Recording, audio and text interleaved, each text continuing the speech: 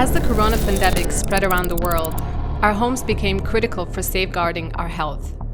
But what very quickly became apparent was that many people, particularly in cities, did not live in suitable environments to cope with this newfound reality. As we look towards the future of housing in light of corona, what do our homes need to best provide for our health and well-being?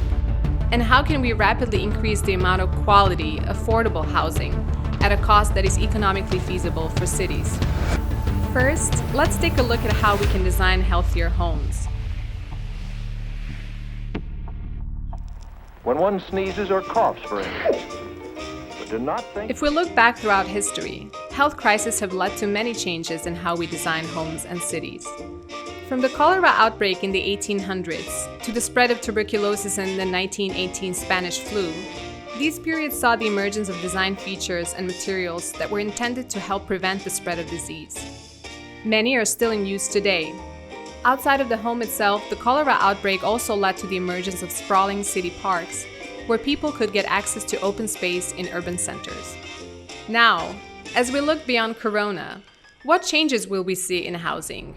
So I think maybe transformation will become a very important part on how we design the future houses. And I think that will bring not a prescribed way of seeing the rooms maybe in the house, but design the houses in a much more flexible way and in a way actually that they can transform. The future of designing housing, it's going to be key to activate people, to find new ways of bringing them closer to each other, and that they can find each other to do things together.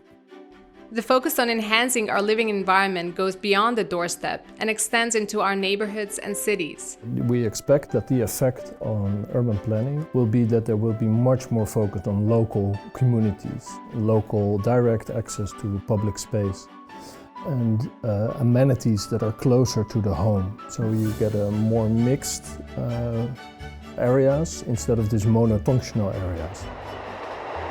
Throughout all of this, technology will also play a crucial role. This is something we are already piloting with the 100 Homes project in Helmond. Run by our daughter company UN Sense, the project acts as a real-life test environment where we investigate how technology and data can be applied to improve people's lives in cities, while allowing inhabitants to take control over their own data. The aim is to make the smartest neighborhood in the world, one that is sustainable, energy neutral, circular, and where residents play an active role in the development of their own space. This is a living lab for innovation, but it's also a community of pioneers. In every plot we say you have to have shared space. It also allows people to take ownership not only of their house but also their surrounding, and in that way create a community. While the future of housing will unquestionably have health and well-being as its central focus, cities need to find ways to supply this to the masses at affordable prices. Over the last century, numerous global crises have led to housing booms. Now, we're set for another. We don't need to overcomplicate housing to make it high quality. Well-designed housing can take a simple approach that focuses on fundamental principles of light, air, and space. What makes housing interesting when we bring it to the next level, let's say, is the versatility that we can create by adapting technology, as well as kind of multi-generational use of it. But beyond the style of housing, entirely new models also need to be introduced to cater to today's and tomorrow's world. With urban centers already densely populated and heavily developed, innovative ways to make quality use of every square meter are necessary. One way of doing this is designing apartments that can be easily reconfigured throughout the day to make the most floor space with the activity being done at the time.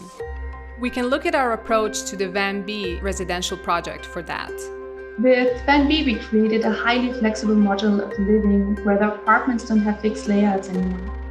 The way we did it was by using plug-in modules, which could be a bedroom, a workspace, or a storage area, for instance. And you can slide them out of your way when you're not using them. But at a time when affordable housing in urban centers is urgently needed, the main question for cities is, How can we bring new housing concepts or designs to the masses at rapid speed and within tight budgets? One possible answer is by using a modular design manual. This document contains an extensive set of highly specific architectural guidelines for a modular project. These guidelines can be given to various architects and contractors who can then individually construct the design's modular elements without compromising quality or style. These modular elements can then be transported to chosen housing sites and put together in different configurations that best suit the location and user. One of the biggest projects we used a modular design manual for was the Doha metro network, which we designed with Qatar Rail. This is the actual manual we delivered. So in here, we essentially gave them the recipe, which covered all of the design components down to the very smallest detail, from culture to material, and they prepared the meal. With this, it was possible for 37 metro stations spread across 3 lines to be built in just 7 years. The advantage of a modular design manual is that it's cheaper and it's highly efficient. You can build quicker with it. It is also circular, because the most advanced quality of it is that in a way these building blocks, they can be reused later on. As cities around the world look at ways to tackle the shortage of affordable housing, it's now up to architects and urban planners to provide innovative solutions that allow high-quality, healthy buildings to be constructed quickly and economically. But one specific stakeholder needs to remain in focus: the future residents. You have to invite people, future residents, into the design process from the start and take their perspective directly into account and make them a full partner in designing houses, because it's for them, not for us.